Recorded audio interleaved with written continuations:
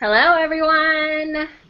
We are back with part two of our Minimalist Beauty chat.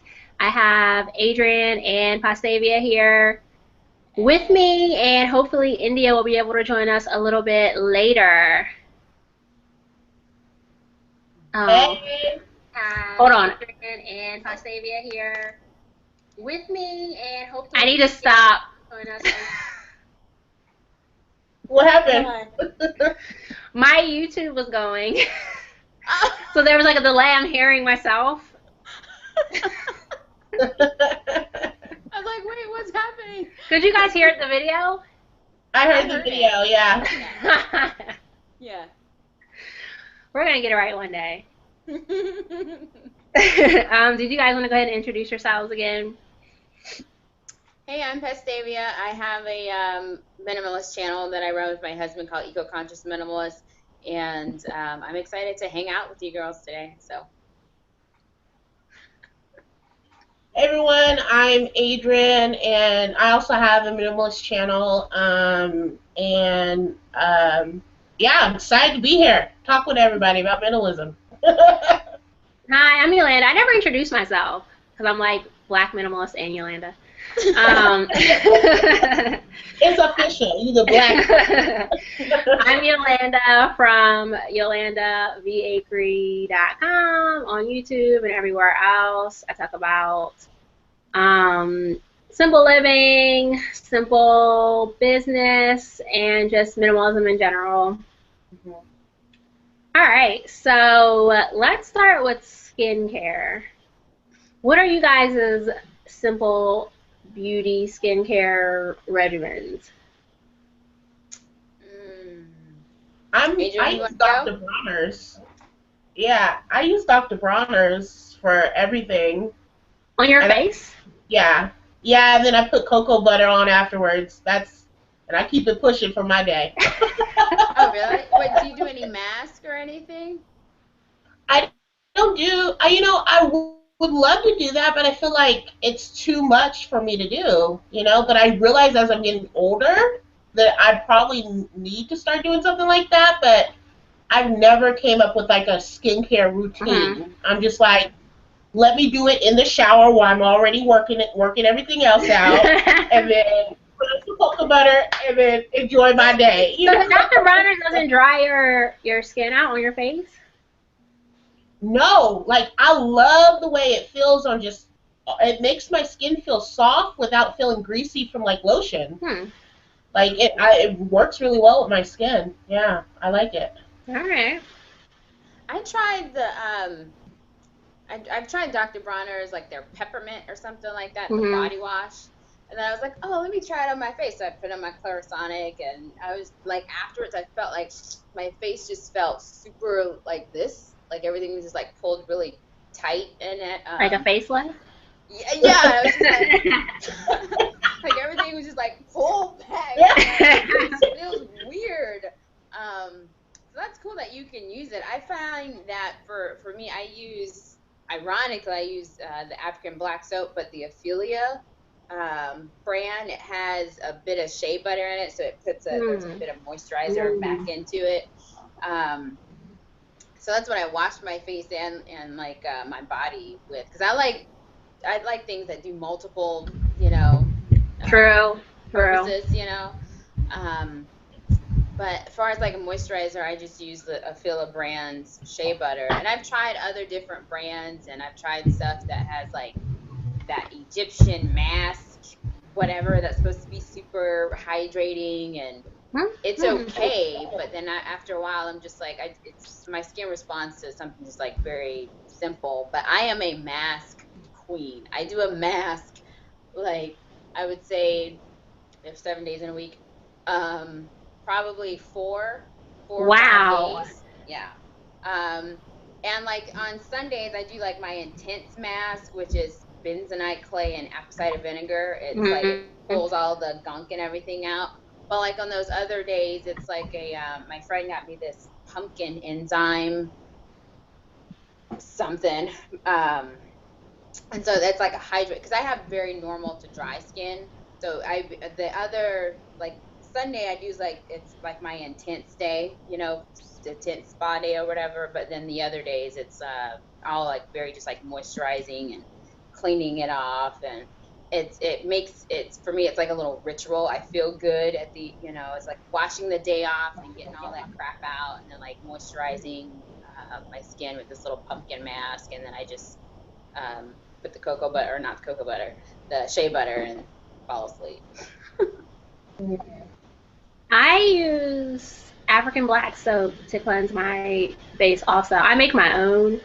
I just turn it into a liquid. Okay, with like hot And water. You put like hot water on it too. Mhm. Yeah. Okay. Yeah, I like break it up into little pieces, boil hot water, then pour it in and let it dissolve. And I put olive oil in it and a little bit of tea tree oil. Ooh. The olive oil for moisture and the tea tree oil just for, you know, acne and stuff. And I wash my face every other day. Mm-hmm. On the in-between days, I just rinse it with water. That's the thing. In the morning, I don't wash my face with soap. I just rinse my face in the morning, and I wash my face at night. Hmm. Yeah. And then I use witch hazel for a toner. Although in the last video we were talking about that, and you said we don't need to tone, so we'll come back to that in a moment. I use witch hazel as my toner and olive oil with a little bit of tea tree oil in it for my moisturizer. And then I do the bentonite clay mask like once a week, sometimes every 2 weeks, depending on how busy I am or what I'm doing. But I try to do it once a week. Yeah. So tell me, why don't we need toner? Yeah.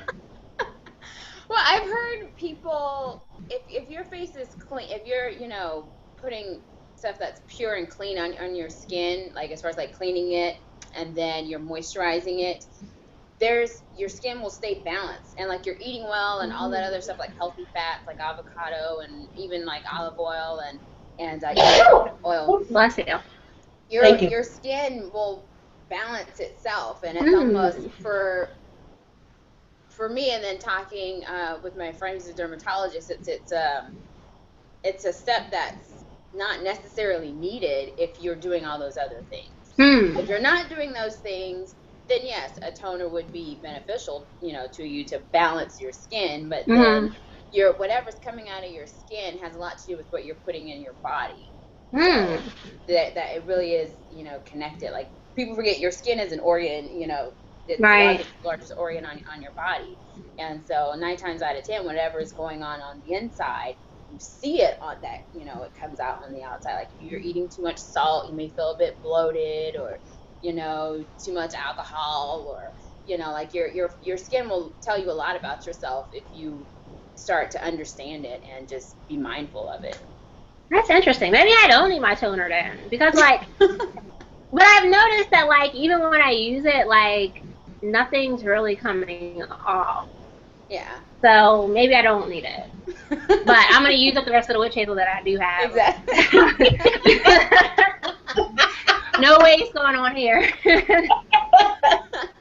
I feel like skincare, the whole routine of the skincare is one of those things that we were talking about earlier. Like the media feeds you like, here's your steps to what you need to do to take care of your skin, and I feel like I'm trying to like deconstruct what is the actual things I actually need to do. Like what are the things that I should be doing? Should I do masks versus, you know, just washing my face and putting on cocoa butter? Like what is the actual truth of what's healthy, simple skincare routine versus what I'm supposed to do, which is like cleanser, moisturizer, toner, serum.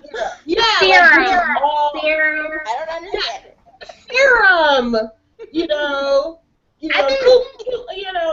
what are these, you know, how do you guys determine what's an actual simple routine that's like this is really all you need versus like, okay, I think I'm feeding into the hype right now of what they fed us is like the steps to be looking 30 at 50. But see, if you're 50, embrace the fact that you're 50. I mean, because there are a lot of people who unfortunately haven't made it to that age. You know what I mean? So embrace that time that you've been allowed to be here on this earth. Not everybody. I'm 33. Oh, I'll be 33 in July, and I think a lot of the. And I was going to ask. A lot of people, they assume I'm younger than what I am, and I equate that to genetics. I equate that to me taking care of what I was, you know, my mom and my grandma, like, I didn't do this on my own, you know what I mean? I'm just trying to take care of what I have, and I think... Black don't crack. But you gotta stay hydrated. That's a myth, though. That is a myth, though. Yeah, but I think... Wait, hold up. Is the myth that black don't crack? Yeah. I'm going to let Pastaveia finish. Oh. I'm going to let you finish. That's what I'm betting on. My whole bet, you see me in the shower, putting on coconut butter. I'm betting black don't crack. That's what I'm betting on. No, Adrienne, drink your water and put on some sunscreen, okay? You need it. It's good for Drink you. my water right now. But what I was saying, like, I think for me, as I've gotten older, I've learned that I don't, like, with the whole less is more, like, you know, on this minimalist journey, but I think I've tried, you know, because I remember in high school, I was an Ambi girl. Y'all remember Ambi, like the Ambi skincare? I do. And it was like the bar, the cream, and there was something else. They had like a little gel thing too. I don't know. Yeah. And so like that whole little system, that's what I was like, oh, okay, you know, that's what my sisters and my mom and, you know, aunties and everybody else. So literally, yeah, like you were saying, Adrienne, I was just doing what everybody else was doing. And then once I had my own money and saw how much stuff, you know, cost and had that kind of attachment to it, I was like, well, maybe I'm going to try something different. Maybe I don't need, you know, this product versus that product or, you know, whatever. If you're gifted something, that's nice to try it, but it's at the same time, if it's not something that a friend of mine gave me some weird snail, it's like a Michael Todd thing that had like snail serum or something, and it was supposed to be like this whole, yes, right? Exactly. That was my exact you know, I was like, what the hell? Doing too much. Yes. But she's like, she was swearing up and down how like this changed her skin, and it was so like, you know, like this little miracle, you know, weird snail shit in a jar. And I'm like, thank you. But yeah, and this, you know, like a girlfriend who I like, you know, good friends with, so I can just like, oh, I appreciate it, but if it works so greatly, how about you keep this one, you know, and I'll you know, grab something else or whatever. Yeah. So. I think basics you need to cleanse and moisturize. Oh, absolutely. I think those are the two basics. Yeah. And then you do what else, whatever you need. Like if you've got oily skin, because my husband has oily skin, and he actually he does the cleansing oil method, which sounds ironic for someone with oily skin, but that's actually helped combat the level of oil that he produces, so it's almost flipped it to where he has normal skin. I just black out. Putting the coconut butter on and then just like using it for a makeup remover. Oh yeah. Like, you know when you just put coconut oil on and then just wipe it off. But is that you still need to cleanse after that? Or I've heard that is considered a cleansing method just by using the coconut oil. Is that true? Or unless you're not wearing like makeup. Yeah. I mean, because for me, like if I go take my lips off or something, I'll do like a lip scrub. After I take off this lipstick. So just so I get everything off of it, but. You just have to see what works with you, because I've tried to do the coconut oil like at night as like a cleanser, and it doesn't work. Like, so I use what Sean uses, which is sweet almond oil. Why it works, I don't know, but just trying different things until I figured it out. And then actually it works better because I only have to buy the one for the both of us versus two different things for you know. Yeah. Oh. Yeah. I think I lost part of your guys' conversation. I went out for a second. But I'm also turning 33 in a couple of weeks. Hey. Happy birthday! Thanks. But like I didn't really have a skin problem until I went to college. Like I didn't have acne or anything like that until I went to college. Like I guess the combination of like a new environment, added stress, Yeah. not eating right, and hard water just like did a number on my skin. And I developed, I guess, adult acne. And I tried like, everything on the shelf. Neutrogena, Ambi, I can't remember the other ones, but I tried a lot of different Dove. I tried a lot of different stuff. And then like when I was living in DC, a friend of mine was like, I use black soap. So I said, let me try it. And at first, it like really dries your skin out, but I guess it's like sloughing away that old layer of skin. But yeah, it will definitely snatch you up in the beginning stages. It's strong, which is why I now put like olive oil or whatever in it. But that definitely helped with my skin. It helped reduce my acne. And I guess, over time, healthier eating habits also help balance out my skin. But yeah, I like it. Yeah, I'm finding that the eating habits play a bigger part into Huge. whether or not my skin just shows out, as opposed to like keeping it together. So that's what I've been playing with more is trying to figure out, okay, I need to adjust certain things that I'm eating or whatever, or to see that, because yeah, like especially like a lot of processed foods I'm noticing, because I've been really trying to work on not necessarily for weight loss, but just for in general, have a simple whole food eating lifestyle, right? And I'm Mm. noticing like the key things that I keep going to, and trying to find healthier whole food swaps for that. And as I'm doing that, I'm noticing that my skin is starting to adjust to that. So I'm like, if anything, it's the eating that I'm seeing that plays such a bigger part, for I, better skin. I don't know. Do you guys agree or? I absolutely Hmm. agree. I absolutely agree. I think everything that you put in your mouth will show up eventually somewhere, regardless if it's on your hips or on your face, Mm-hmm. Yeah. So it just we have to be mindful of it, and then especially now living in a day and age of technology where I'll be honest, sometimes I'm overwhelmed by all the choices, like even now on the healthy food, Mm-hmm. circuit, or because I'm basically I do plant based. I don't Mm-hmm. call myself a vegan because I still own leather goods and I eat honey, and I don't want somebody to come throwing something at me or whatever because you know what I mean. But my Yeah. husband, he's 80/20, like 80% of his diet is plants and vegetables and fruits and all that other stuff. But he does 20% meat. But he notices on the Mm. days that eats meat, like he breaks out. Like he'll have like a pimple that comes up, and he's just like, this is,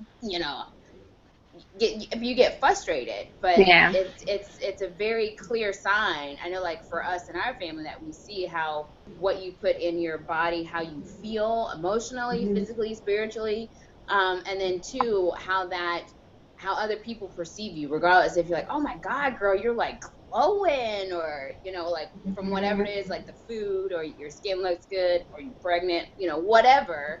Um, but it really all of it has to do with like what we put in our mouths, which is Mm-hmm. we have Yeah. that control. But then it's totally understandable why you can just be so overwhelmed, and it's easier to go through the drive through because you got XYZ going on. And um yeah, but it's for me, it feels like a little, what is it, those hamster wheels where you Yeah. have the people. Have you guys seen Forks Over Knives? I feel like I'm getting off on a tangent, but you have these same people who are out creating these foods, like these fast foods, like Monsanto and all these other folks, and then they're also sitting on these foods that create high blood pressure and obesity and all this other jazz. But these Mm-hmm. same people are also sitting on the big pharma board of directors and stuff like that. So they're Hmm. creating the poisonous food, and then also, hey, but we created this magical pill that's going to make you feel better. And then the poor person is just on this endless cycle. It's like, oh, well, don't worry about it. Diabetes runs in my family, or high blood pressure runs in my family. Well, if you know that you're prone to that, you're already susceptible. then it would behoove you to, make better choices. I don't know if this ties to that, but the fact that just on a governmental level, the fact that you have food, the FDA, Food and Drug Administration, the same administration. You're gonna tell me what's good to eat, but then you're also telling me, the drugs to use as well. Yeah. And you're telling me there ain't no connection in between. Where's the conflict of interest, people? Right. Nobody else sees that. Yeah. Yeah. But So that stays with what we're talking about, though, Adrienne, in skincare, because you have a lot of products that are put out for all these moisturizer serums, eye creams, all these things that we have to put on our faces, and we don't know what's in them, and I think once you're on this path of rethinking and minimizing and really understanding what it is that you need, and if you wanted some snail serum in a jar, if you feel like that's what you need, at least you are, that's your go-to thing. You know what I mean? You don't have to get a bunch of other. Yeah, is the cosmetics industry regulated by the FDA, or are they not? No. The cosmetic industry? Yeah. No. I don't know. Are they? I don't believe so. I wrote an article for Mamavation talking about, there's a study that they did here in Berkeley, and they used teenage girls. It was a 3-day study, and they did urine samples just to see their endocrine system. Your endocrine system has a lot to do with your hormones and what's happening in your body. And after 3 days of having these girls not using their big brand products that they're used to and switching to products that were advertised as being non-GMO and being more natural and actually teaching them how to read the ingredients, their levels of these different antibodies reduced after just 3 days of switching, not their diet and all this other stuff, but switching the stuff that they were putting on their faces and in their bodies and under their arms. And I'll see if I can find the link, and I'll link it to you guys. But it was very interesting reading the research study, and then also looking at what it was that was being used versus what wasn't being used, and how different companies specifically target women because of pretty packaging and this is gonna, like you said, the 50-year-old who looks like she's 30 or 26. And that's great for that person. But if you were to go talk to that 50-year-old who looks 30-something, they eat right, they'll let you know, they hydrate or they do some kind of workout routine or something, or they've had some kind of lift or whatever. But True. But that goes, I want to go back to what you were saying about just after 3 days, the chemicals and whatever, the antibiotics, whatever that was in their system drastically reduced. That just goes to show you that you don't have to change everything right away. And you can take simple steps to change, not just your beauty routine, but your eating and all of that. And it can make a huge difference, over time. Yeah. So don't be discouraged, by thinking you have to do everything all at once. Absolutely. Everything's good. Baby steps. We do one little thing today. I think there's an assumption too, just in how things are fed, that you can't see big changes in little steps.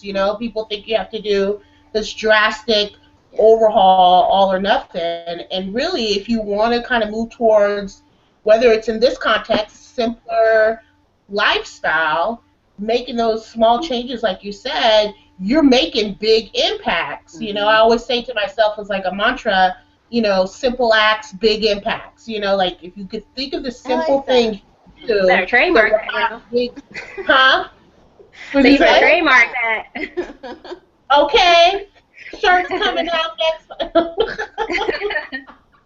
But if you could think of those little things, and it's like that one law, right? The 20-80% law, right? There's 80% of things that you're doing, if you only just did 20% of them consistently, it would have the bigger impact. What's that law called? Pavlov's? I don't know. Something like that. Girl, You know what I'm talking you about? lying. I'm You've heard getting that. educated. I don't know.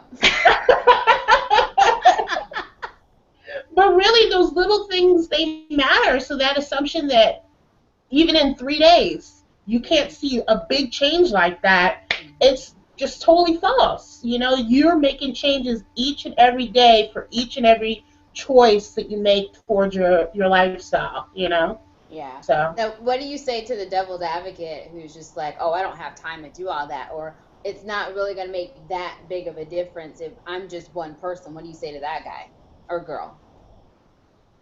You know what? To be honest, I see for every choice that you say I don't have time, that's an excuse. And ultimately, you can't, 5 years down the line, when you're in this place of like, how did I get here? You can't not look in the mirror and say, take responsibility for it, right? Because it's those little choices, you know, that you make, that you're consciously making, as opposed to being like, I'm just trying to, you know, live. You know, it's like, slow down, think about how you want your life, and make those conscious choices. And if you can't do that, then wherever you're going to, you're not directing that. You're being led there. You know, and that's a tough place to get to. That's where people get to the point where they're like, they look up and they're like, how did I get here? I'm stuck. My life is all out of whack because you literally said, I don't have the time or energy, and you just like were led by your environment, as opposed to you dictating, this is where I'm gonna go. And that's what I say. Like, that's what I'm learning in my life right now. It's like, you gotta look up and make conscious choices of how you want to live your life, whether it's what society says yes or no to. You make the choice for your life, how you want to live it, and you walk it out and take responsibility for it. And that way, you can never look up being like, how the hell did I get here? Yeah, and it's also like, I would say, do you have time to live? Like, do you want to live? Like, but seriously. Yeah. People think that, like, you get, you know, high blood pressure and all these things, diabetes, or random diseases, or cancer randomly, and it's not that random. Yeah. Like, I mean, obviously there is a random possibility that anybody can get cancer, but you're not helping prevent that by not taking care of yourself now. Right. Yeah. So for me, it's really, it's you know, it's life or death. Yeah. Literally. It's, do you want the immediate gratification of something, or do you want the overhaul, this is like sustainable life, you know? You can take the immediate gratification of, you know, whatever the case is, partying hard, eating, you know, fast food, or, you know, doing whatever, or you could say, what's the vision for my life, and then what are the little things that I can do every day that will build upon that. I think that's the conscious question that we really have to have in our minds, as opposed to just, you know, where life takes you, that's where you go. You know, doesn't work. And I think it's easier than people will give themselves credit for. Like, instead of going to McDonald's 3 times a week, how about just go once? Yeah. Yeah. You know, it's like, you gotta start somewhere. Yeah. And the thing about it is, if you just did, like, if you were going 3 times a week and just went once, that's a big impact. You really made a big impact. But people see it as like, oh, if I'm not eating vegan by tomorrow, then what is this all for anyway? You know? Yeah. Right. If I haven't lost 15 pounds by the end of the week, then I'm not doing something right. But you know what? It's why are you putting that pressure on yourself? Exactly. You know? Exactly. Like 15 pounds, it took you 2 months or a month and a half to gain those 15 pounds. So it's going to take you maybe that same amount of time, if not a little bit longer, to lose it healthy. So that way it doesn't just come back. Yeah. All right, let's pull it back in to beauty. We went off on a tangent. You guys are free. But it's all connected. It is all connected. You know, it's all connected. So what about makeup? I'm I'm gonna let Pastaveia take the lead on this one. I feel like she's had more experience. I would say I didn't start wearing makeup until I was 23, 24. Mm-hmm. And like growing up, my mom, she was just like, you don't need it. And she had, she's like, it's expensive. You don't need it. So I was like, okay, fine. I don't need to wear it. But I think right after 23 is right after I deployed, and I, came back to the States, and I was just having this feeling of, I had a different perspective. Because being in a place where women had no voice, they were just seen as baby makers, and that was it. That was their only purpose in life. And then they were just tossed out as like slaves or workers and all that other jazz. So when I came back and just, being a female, being a Black female, I was just in this weird, like, gratitude kind of thing. And I was like, oh, I'm going to like embrace my femininity. And, so that I just did it all like, with like the hair and makeup, and went to the Met counter and spent way too much money on shit that I didn't even understand how to use, and but since then, I would say over the past 10 years, I've always been really, I'm a bit touched by grace, and I I say that because if I can't pronounce it, or it looks weird, or it smells funny, I go the opposite way, regardless of that, like you listening to your gut, or as Olivia Pope will say.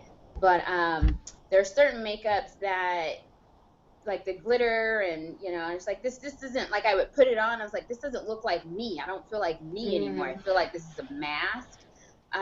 So it took some time just to figure out, if I being the person that I am, I don't need foundation. That's not something that I need. Everybody could use, like mascara. That's something because it brightens your eyes. Okay, yeah, I get that. I can sign off on that. But I don't need the highlight, the banana powder, the other random shit that I can't remember. But starting to go, but I was like, I still want to put something, like I want to pop of color on my lip that doesn't have like some weird, red number 5 or whatever in it. So I just started to do some more research, and I think educating myself on what brands actually had like the cleanest version of makeup. I mean, because makeup within and of itself, it's still a chemical. It's still something that's processed and made in a lab. I mean, let's not pretend like it's all rainbows and unicorns just because it says it's vegan makeup. But the way that they are using it, or the way that they curate their different formulas, is very different and more sustainable than, say, this big brand like L'Oreal. So like for all of my lip colors are from a company called Bite Beauty, which their bases of their lip colors are from fruits. And they're also limited. So they don't have all these like funky greens and all this other stuff. It ranges from like super, super dark purple to bright, bright red, and they're using like plums. I didn't hear the brand. Pomegranates. What was the name of the brand? Bite Beauty. Bite. BITE Beauty. I'm not sponsored by or anything like that. It's something that, like, I was like, oh, okay, I really like what they're doing. They're reasonable for, what I would spend money on a lip product. And I have a red and a purple. Those are my 2 colors that I wear. I don't need, I'm not a makeup artist. I'm not, so for me, I don't see why I need I need like the perfect nude. I need a daytime pink and then a nighttime pink. And it's, so I think finding a signature look or color that works for you, and then just sticking with it, I think that's okay. But researching and seeing what companies actually stick with your values. And so that's my, I guess, answer to like makeup. For me, I think it was pretty simple. Like, I never really wore makeup in high school. The one time that I tried to wear foundation, and it wasn't because I wanted to wear foundation, but it was because I wanted to cover up the dark circles because they're hereditary, so they're always there. But like the one time that I wore foundation to prom, I broke out with a pimple, the first pimple I ever got. So I kind of stopped. I stopped after that. I was like, it's not necessary. It's not worth it. But I've always like worn like lip gloss. So as long as my lip gloss was popping, you know. Yeah. Yes. I was good. And then from lip gloss, I graduated to lipstick. Okay. And then when I started my YouTube channel, that's when I started wearing makeup. Because I was like, you know, again, like sort of self-conscious about, you know, my under eye circles and like scars that I had left over from acne. But I'm kind of back where I don't care anymore. I don't know if I can find like, I was using Mary Kay because a friend of mine was a Mary Kay person. So I tried it, but you know, it's been a year. I'm done with it. Like I barely use it. I might have used it like 10 times, maybe 15 times over the course of a whole year. So, you know, it's time to get rid of it. So I think you should throw your foundation after a year. Yeah. So I haven't found anything else that I'm willing to use.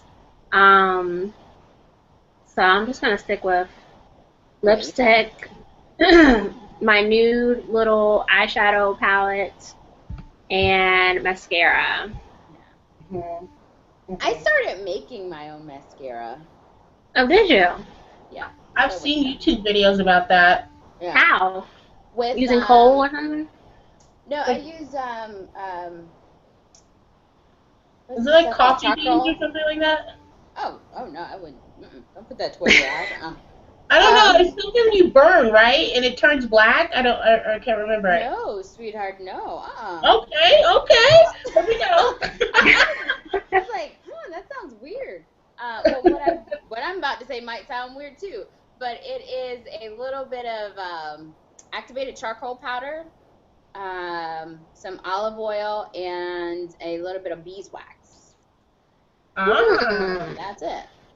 You need to make a video on that. Do a tutorial. I'm trying to make, because I have it in the pan, and I'm trying to get it to the point where I can stick it in the tube and that still be sanitary, and it's easier to put it in the pan, and I know a lot of people don't like that, but you just kind of put your little brush in there and flick it up. And where do you get charcoal powder from? Well, you can use the capsules. Mm-hmm. Like activated charcoal cap. I think this is just like, you know, public service announcement. Having activated charcoal in your house, like as a part of a first aid kit, is very essential. I think it's awesome just to have, because it helps, like if your kid or your dog swallows something that they're not supposed to, it'll help pull everything out without disrupting any of any of your internal organs. Wow. That's just a fun fact. Educating us. Yeah. Yes. That's why we keep you around. We need that. Girl. Yes. I told you I'm trying to grow up and be a homesteader. Like, I live on the land and do my own thing. So. I feel you, but you're a little bit further along in that journey than I am. Yeah. Let's see. As far as my makeup routine, real talk, back in high school, my go-to was either the black eyeliner pencil with the lip gloss. You did the black, you know, you put the eyeliner pencil.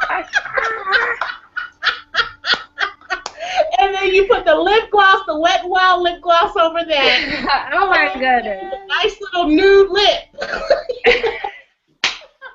Go-to. Oh my goodness. And I think part of that too was being in Eugene, and there wasn't really many black folks, that I never got the brands that had my skin tone for foundation and blushes and options like that. It always looked like if I even thought something might work, I'd get home, put it on. I was Miss Ashy all day because it was just way too much. It never matched. So, and then when that gotten I got better? to probably like 23, 24, I was selling. I actually was selling Mary Kay for a little bit, and so they finally had a foundation that was my skin tone, and I use that still today. But I keep it super light. I have the foundation that I put on. I have a lip gloss that I put on, and then I just do like a little bronzer eyeshadow that's kind of just that hits the light to kind of give a shimmer. And I tend to stick with that, but I think there's this creative side of me that wants to like explore and like do this like really expressive makeup look, But yeah. then there's that lazy side of me that's like, no, you keep it pushing lip gloss. Yeah. But like, I see. Who is it? I just watched Brit Pop's Princess. I guess she just had her baby, and you see her holding her little girl. Oh, did she? Oh. And her lashes are like, it's like she's like batting, and they're like from. Oh, I can feel goodness. them Come on, through the people. screen. She looks gorgeous, but I'm like, I don't have the time or the. But you just gave birth. Why? Why? But for real though, people be giving birth with full faces of makeup. Yeah. Oh yeah. No, especially YouTubers. She was telling her birthing story. She told her birthing story. Oh, okay. But anyway, going back to the wanting to be expressive, I was watching What Happened Miss Simone, or is it What Happened Nina Simone? Yeah. I think it's Miss Simone, right? The Nina Simone documentary? Yes, I was watching that, and she had the little rhinestones on her lash line and on her eyebrows, and I was like, I'm going to do that one day. I'm going to do that. Like, that was pretty cool. During her time, people weren't doing that. They weren't putting rhinestones on their eyelids. And then I fear about the glue. How are they staying there? I don't know. So I think it might be a little different for folks that are in the like makeup industry though, right? Because they do have to deal with buying lots of makeup and stuff like that. So what would you guys say to people like that wants to be minimalists, but then they're in this industry where they do have to keep up on what's the latest makeup and they have to have a lot of makeup, and how do you kind of get that balance? I don't know. I wish India was here because she's a professional makeup artist. She could definitely answer this question. Oh, India. Girl, where you at? But I think something that she was saying last time we met was that she's like just trying to like go through what she has and not buy anything else. Yes. Okay. And I know Tracy Simmons, she's a YouTuber, blogger, natural hair person. She's also a makeup artist, and she's had quite a few videos just about decluttering her makeup, and how she keeps it somewhat simplified, being that she has like a whole carrying case like full of makeup or whatever, suitcase full of makeup. But I don't know. I would say for you personally, find your simple products or products that your staples and stick to those, and don't be experimenting while you're doing other people's makeup. Because I'm sure they like, if you work for a makeup company, you're getting new stuff all the time. All the time. Like, experiment on your clients and not on yourself. Your skin will thank you for it too. Yeah. And that way you're not putting so much on it. But yeah, I wish she was here, because that would be interesting to know, like how would you manage that? I mean, that's the same for somebody who's like an esthetician, or dealing in skincare. But most of the estheticians that I've gone to, like, they have like the best skin I've ever seen.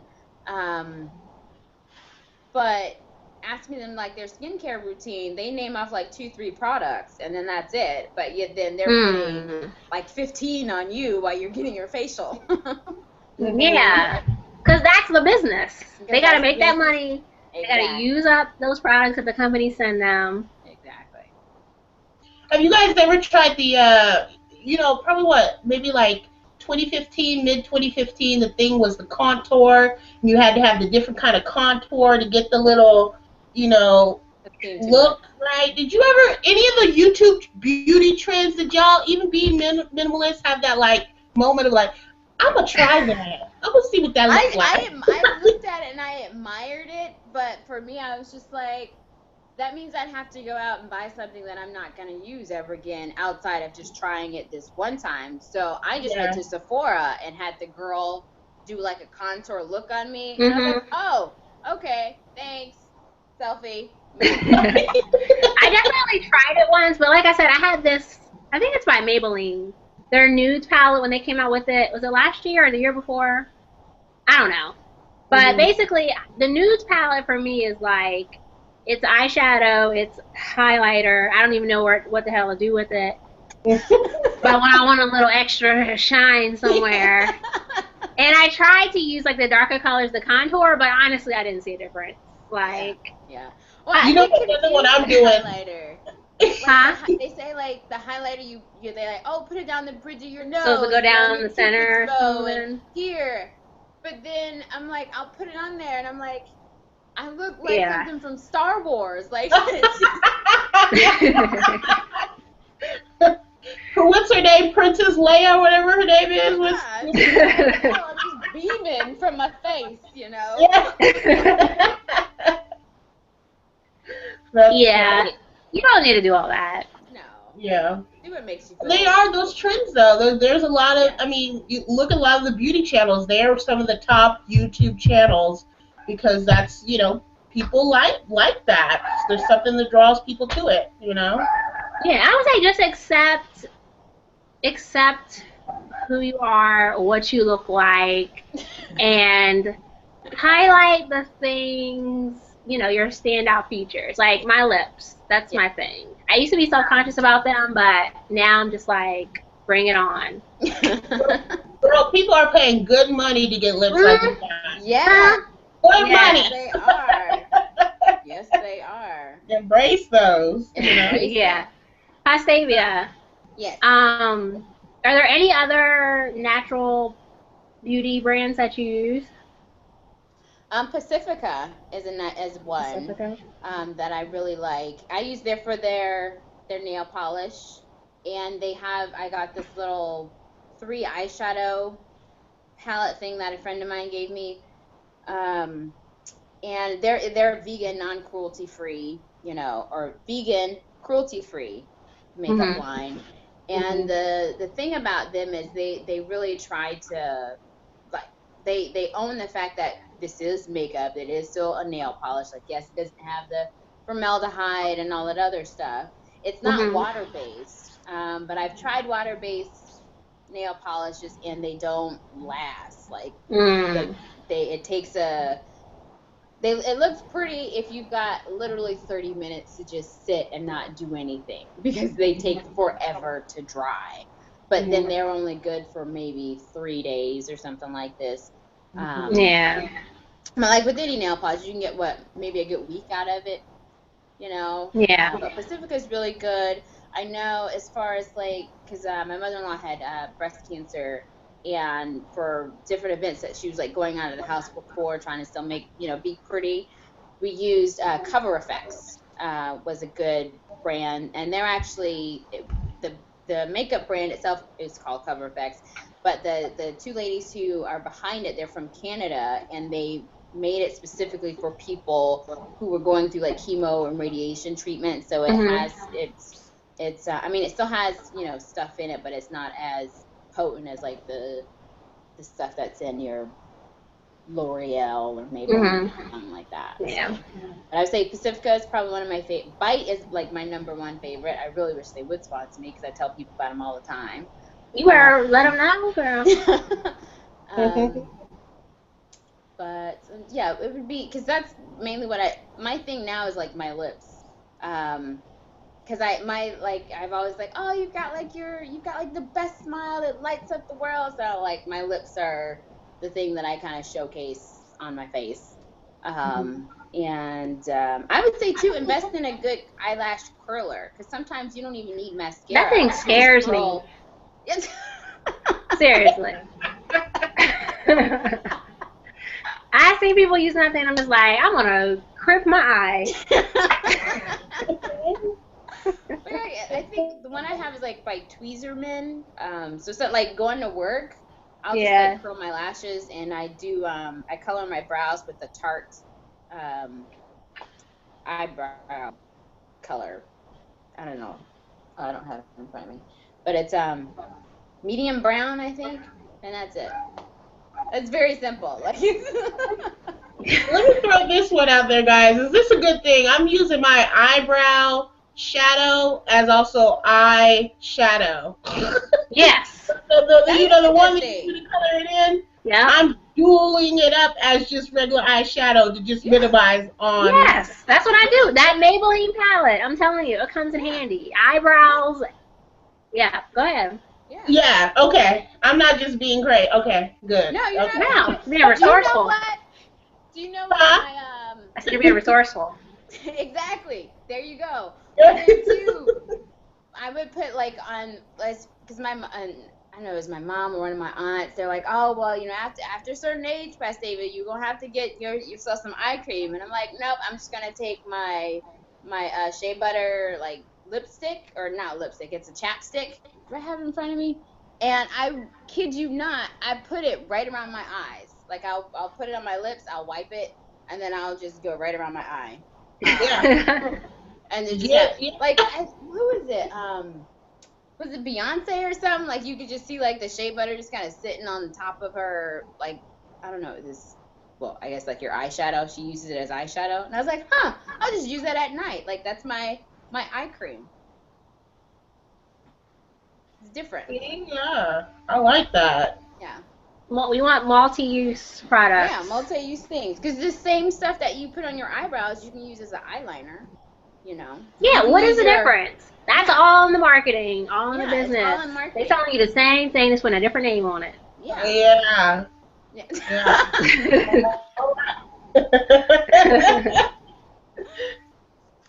But yeah, it's. So, what are some? Are you guys actively researching zero waste and stuff like that, or is what's some of those kind of things that you use? It sounds like we're kind of getting into that a little bit, just minimizing the impact of things. Yeah, but, my zero waste would be with my monthly visitor every month with my period.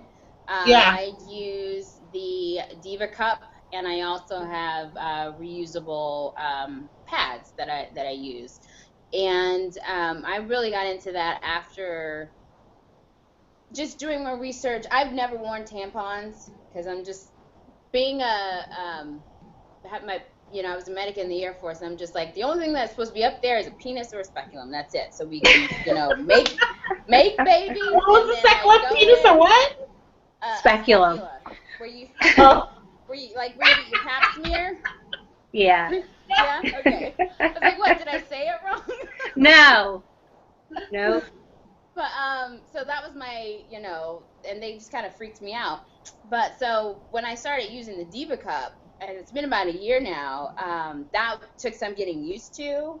But I love it. I feel too like I'm making less impact on the environment. Like I'm not putting in because a lot of the stuff like from Always and OB and Tampax, those plastic applicators, they take forever to break down. So they're just sitting out there filled in a landfill, and God knows what's happening to them. So if that's like you were talking about earlier, Adrienne, like that's my little like one step, my baby step, my one change that I have decided to do for the rest of the time that I will have a period until I go into menopause, to not make such a bad impact on the environment. But then too, I feel better about it. So. And I definitely think it's just healthier for your body, not only for the environment. Yeah. It's the dyes and the all that other stuff. Like, because some of them are scented. And it's like, no. And I definitely think I'm not using the Diva cup yet. It's sitting in my cart. I will be purchasing it this week. But I use the soft cups. So they're disposable, but I'm still using a lot less of those cups than I was using, pads and tampons and stuff like that. But yeah, the next step is the Diva cup for me also. But I think I've noticed that since I stopped using tampons and stuff like that and use the cup, I have like less cramping. Like my period's just a lot easier. So I definitely think, whatever chemicals they're putting on those things it's just not. Yeah. And it's something that we don't think about, it's something that's kind of like, this thing happens, your mom helps you, and she says like, well, here, you do this, you do that, and then you just do that until, you become pregnant. You don't have to do it for a while, but then you do it again after you give birth. It's just one of those things where you're not really given a choice. In a sense, you're just like, you're told that you use either a pad or a tampon, pick. Mhm. Mhm. Now, did you buy your reusable pads or you make them? Now, see, I'm not that far yet. I haven't made them. I bought them from a friend here in Oakland. She makes them, and so I was just like, okay, yeah, I'll support her business. And I think I have 6 of them, and I use them I always have like one with me in like my little pouch, like just in case. Mhm. But for the most part now, I will say now that I'm more in tune with my body that way, so I can tell when I'm going to get my period. As before, I didn't know, it was just like, even when, being on birth control, it was still like, when you take like the sugar pills, like sometimes it might still start my cycle even when I'm still on the week prior to having to take the sugar pills or whatever. Mhm. So, but I say now I'm just very more in tune, and I think getting away from the taboo of it being kind of like icky, or like, oh, we don't talk about that in public, let alone on the internet. Yeah. So, but that's been helpful for me, just being more Yeah. in tune with it. Yeah, I'm been quiet. Well, because girl, this is all uncharted territory for me. I watched the videos, my mind was blown, and honestly, one of the first things I thought, like that Diva, because I've never used tampons. I always use the pads. Really? Yeah, I use the pads. Well, yeah, I'm the same way with you. I don't like too many things stuck up there. Yeah, they shouldn't be there. No. And also just honestly, being a big girl too, with the tampons, that string is not enough string for us as big girls to get up under there and pull. I'm being real. No. This is what this conversation needs to be, is about being real. Even real. So, and that's the only thing I see with the Diva Cup too. I don't know if that's enough leverage for me to change. Well, I think you can do it. Huh? I think you can do it. You just got to get up in there, because the soft cups don't even have that little thing. Yeah. You just got to go ahead and scoop it up and get it up in there. So you got to go up in there. One with yourself. You gotta get, you just gotta go up in there, Adrienne. You gotta get up in there. It's up in there, so, that's literally my only fear, is like, I ain't trying to have nothing stuck. I gotta call 911. It won't get stuck, I promise. Yeah, it won't get stuck. You'll get it out, don't worry. But I like the idea of it. I like the idea of maybe, because you did in your video, you talked about how much pads cost money. And you broke it down, like, for a whole year, it ended up being anywhere from for the lifetime, $25,000 to $5,000 used on just buying pads. And then the idea of them not breaking down in the landfills, like, that's something to consider, and I never really kind of thought about it that way. So I know it's a step I need to take, because that's not one that I've even thought about. Well, there's no pressure too. Right. No pressure, but I'm saying, like, again, it's this idea of like unconscious choices we're making versus conscious choices, right? And like, what is the vision of your lifestyle that you want to lead, and are you walking your talk? So, I mean, you kind of opened up a whole new thing that I wasn't even considering, you know? So, this is a good topic, definitely. But, like, that's one consideration for the big girls out there. I know there's going to be some big girls watching this. Those are some things to think about. Shoot, you know, it's like this Diva Cup. Maybe we could call Diva Cup and say, can we get an extended stout? But the vagina is still like one size. Yeah. Your vagina is still the same size. Or maybe, Adrienne, you should try, there is another one called Luna Cups, and that the sim is a bit longer that I've seen. So, I mean, they're different versions of the Diva Cup. Everybody goes to the Diva Cup because they were the first one on the scene, as far as I know. Please correct me. Well, that's the one that's most recommended. Yeah. And they have two different sizes. So you have one that's prior to childbirth, and then you have another size once you've had a baby. Oh, wow.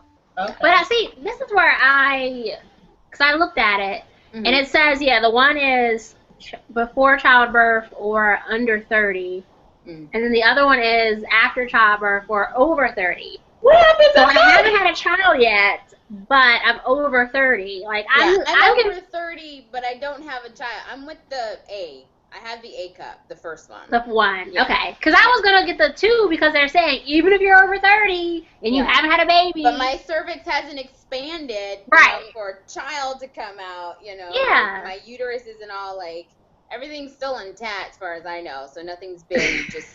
All right. So I'm going to try the Model 1. I wanted to ask you about that. Yeah. Before I ordered it. 30 then if you don't have a baby? Is there something that happens to your cervix at 30 that if you don't have a baby, is that why? Like, why is that the cutoff? When I asked my GYN, she was just like, unless you've had a baby, there's nothing that's going to change or expand, you know. Or for some people, they've had, you know, different like cysts or something like that that's happened and it's been removed, but when I asked her about it, and oddly enough, she's a medical doctor and she uses it. She was just like, no, I would recommend you haven't had a baby, so you stick with this. That's where I'm going. Yeah. I'm gonna go with the Model 1. Yeah. Because it's just a little. These second ones, it's a little wider, like the mouth of it is. I want to say anyone on this listening to this live chat, definitely go check out your videos because you do an instructional too of how to insert it, and then you also do like there was this cup where you actually saw that when you flipped it back and forth. Yeah. No, it works. It works. So, yeah, it works, and I think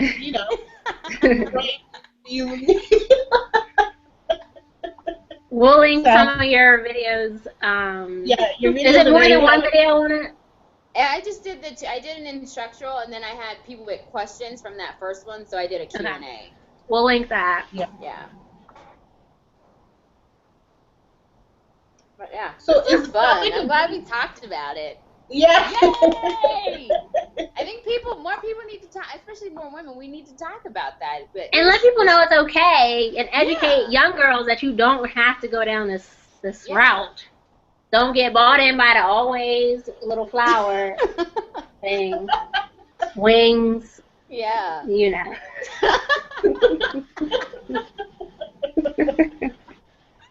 Because it's the, I don't want to say period industry, feminine hygiene industry is just as bad as the cosmetic industry. They do the same types of marketing to get people to think that you need to douche. We can talk about that too. You don't need to douche. Yeah.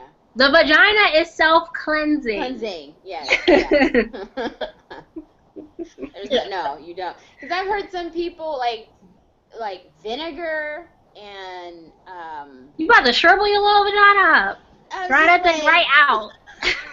I've seen there's so many comedians that have said a vinegar joke about that.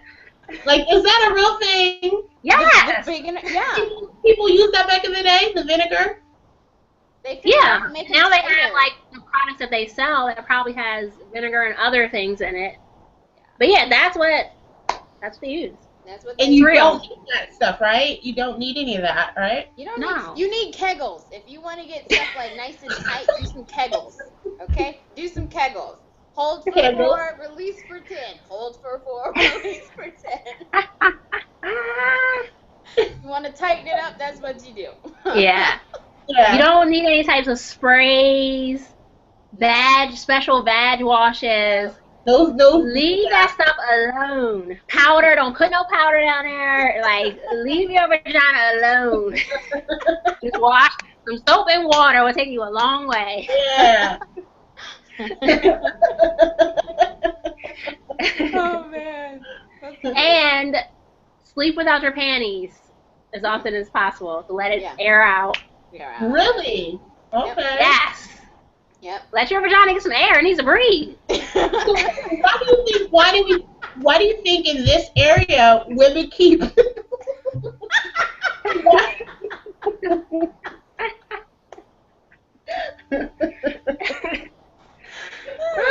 Educate us, Yolanda. Why do we have to be no? What were you gonna say? Free commando.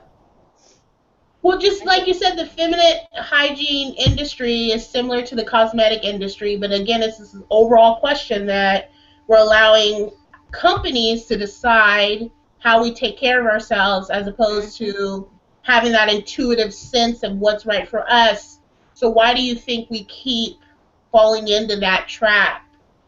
And can minimalism help with that? Like, opening up your mind space to something new. Yeah, because, well, it goes back to what Pastaveia said earlier. It's taboo to talk about, for women to talk about our bodies. Mm-hmm.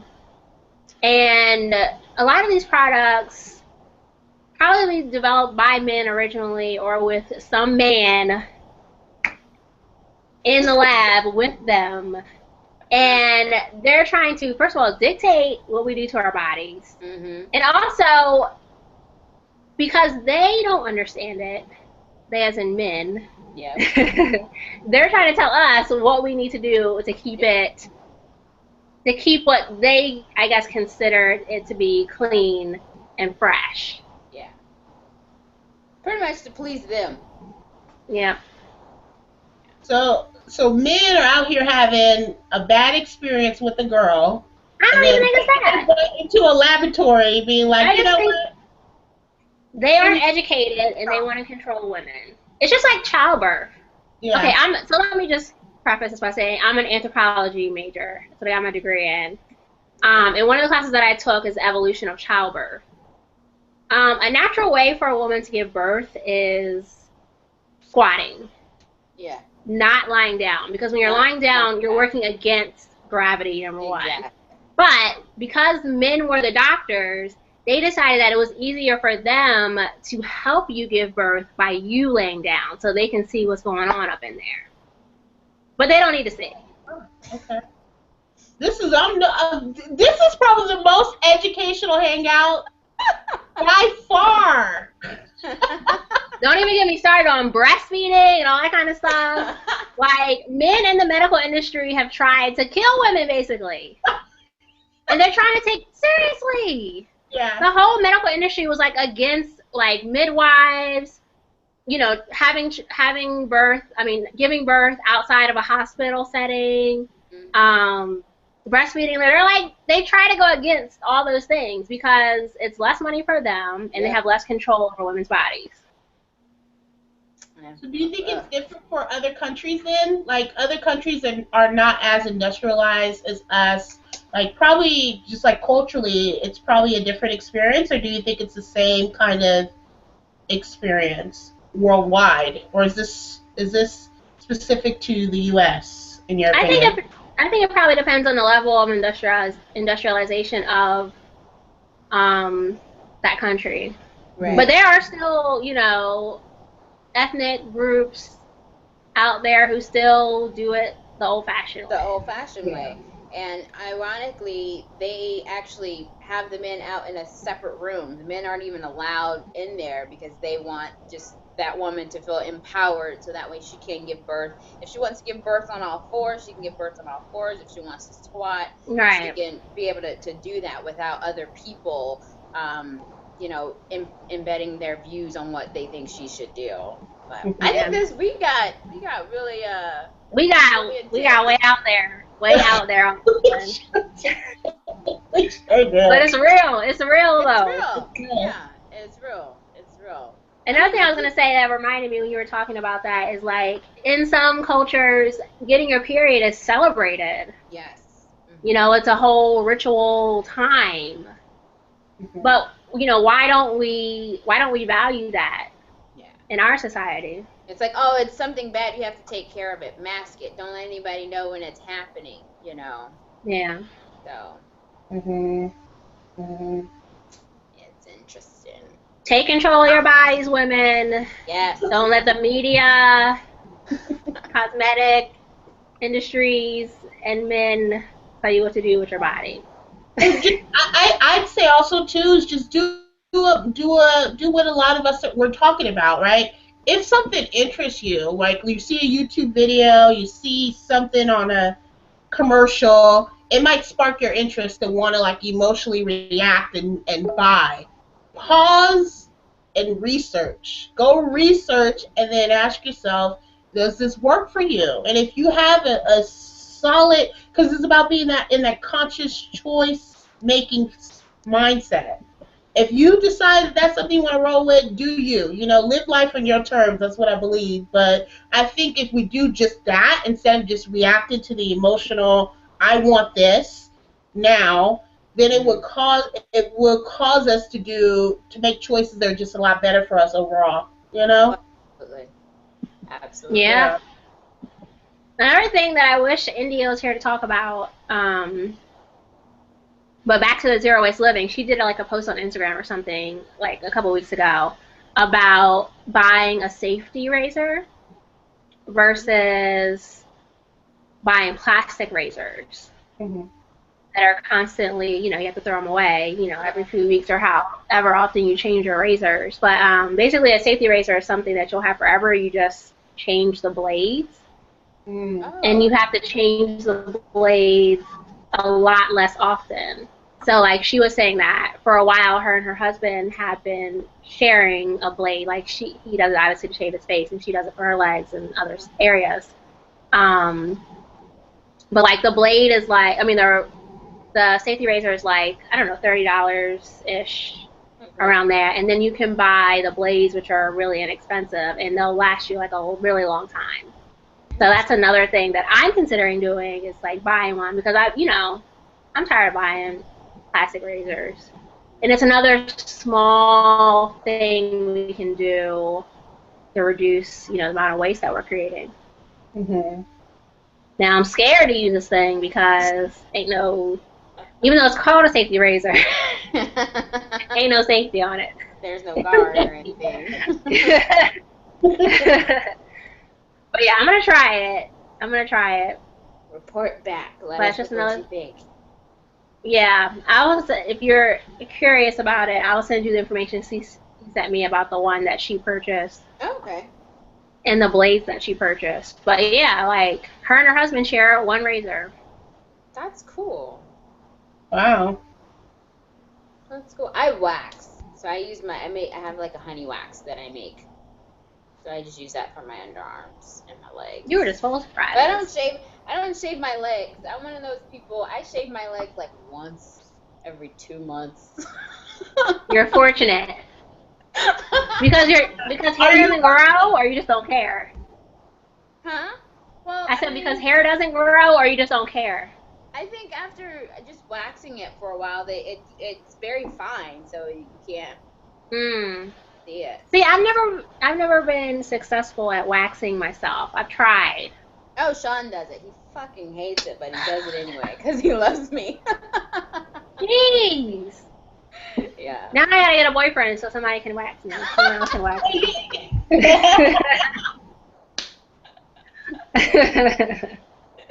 Because it's expensive. I mean, I don't do it often, just in the summertime sometimes, but it's expensive. Oh I no, want to try like a sugar paste. I want to try to do it myself. Yeah. Yeah, I But just make mine with like a sugar honey wax. I don't know if I should make it myself. I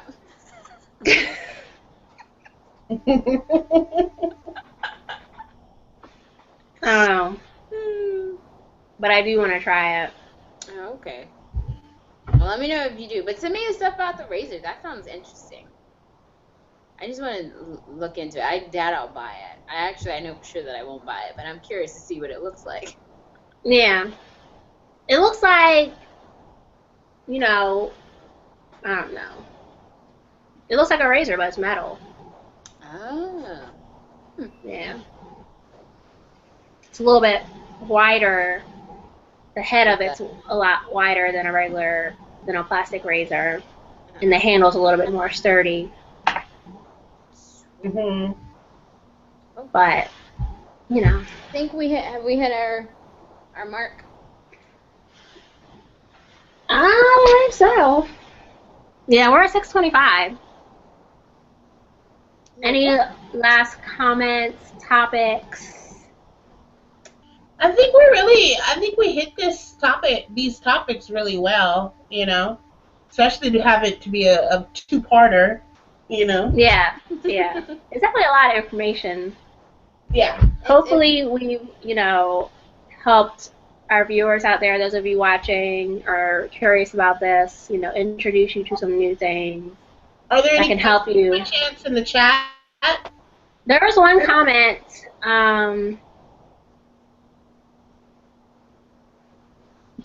from, hold on. Darn it, it went away.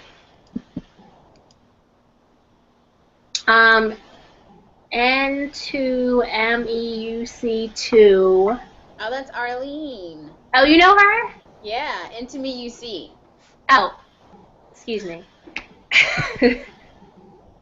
Hello, Arlene. She says she's watching and supporting from New York.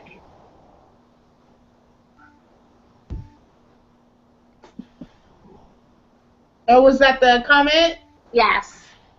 Hello. Is she one of your subscribers? Yeah, Arlene and I, it's funny because we met right when I had my old YouTube channel, Miss Sweet Smile 83. That was like back in 2009. Oh. And we've like hooked up and just stayed friends like ever since. Like I call her on the phone and like she's like we've been through a lot with each other over the past few years. It's crazy how YouTube will connect people. Yeah, and it's really awesome. So I was like, oh, this is like what I would get from like internet dating, you know. But for friends. Internet friending. Internet friending, yeah.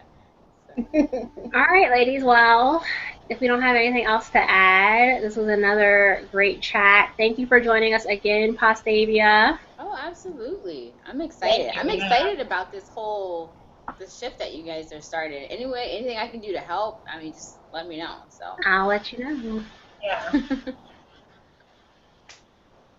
All right. Are we saying goodbye, or how are we doing this? What's the close? We should get like closeout music.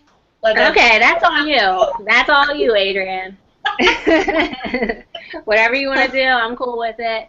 All right, everybody, thank you for joining us. We'll see you on the next one. Peace. Bye.